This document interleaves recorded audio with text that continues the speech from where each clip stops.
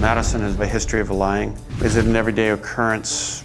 She lies about the littlest things. She'll take frozen strawberries, then we'll find the whole melted big bag in her room. Last month, Madie scammed us, telling us that she had a new job that she needed tools for. Beth and I agreed that we would buy the tools. She bought $900 worth of tools.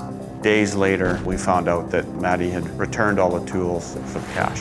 I don't think she cares. Well, Jim and Beth say their daughter Madie is out of control, but Madie says she's really done nothing to warrant being committed and locked up in psych wards and detox centers and things like that. So I made a graphic of Madie's out of control behavior according to Jim and Beth. But first, Jim, and here it is. She's a liar, a thief, a manipulator. Found hundreds of dollars of sisters and Beth's jewelry, makeup, and clothes in Madie's room. Money lying around would disappear. Assume Madie took it. Hasn't stolen much money, $20 here and there. Stole booze from the liquor cabinet. Random wallet found in the room. 3 years ago, accused of stealing from a school locker room.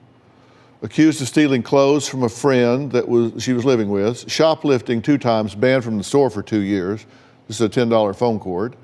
Threatened to break Beth's arm, left scratches on her arm. Sister and Madie pulled each other's hair.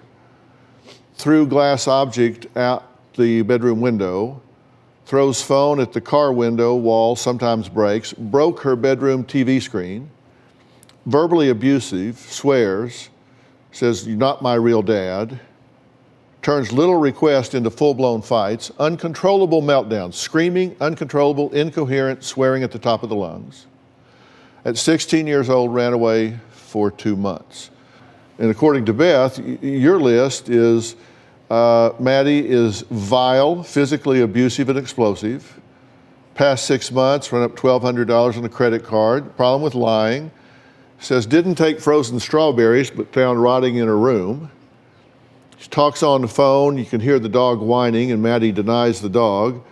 Scammed parents out of $900 for a job that didn't even exist. Pulled her arm behind her back, pushed her down 2 times. A year ago, pounded in the back.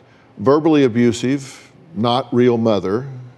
Leaves marks on the walls from throwing things. Meltdowns that can last for hours, typically 30 minutes. Gets loud, throws things, and cries.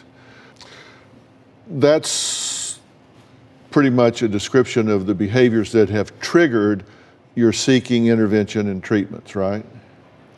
Pretty much.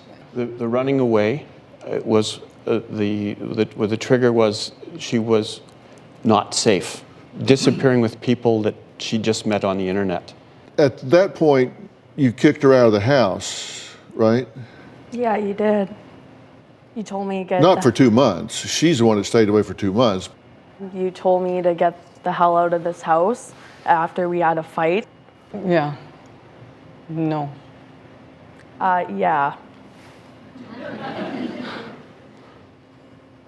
So y'all remember that differently? Very. You had a mental health warrant when she was 15. 16. Well, you had another one when she was 16. I thought they were both 16. The Well, summer of when One she was technically 16. when she was 15, the other one when she was 16.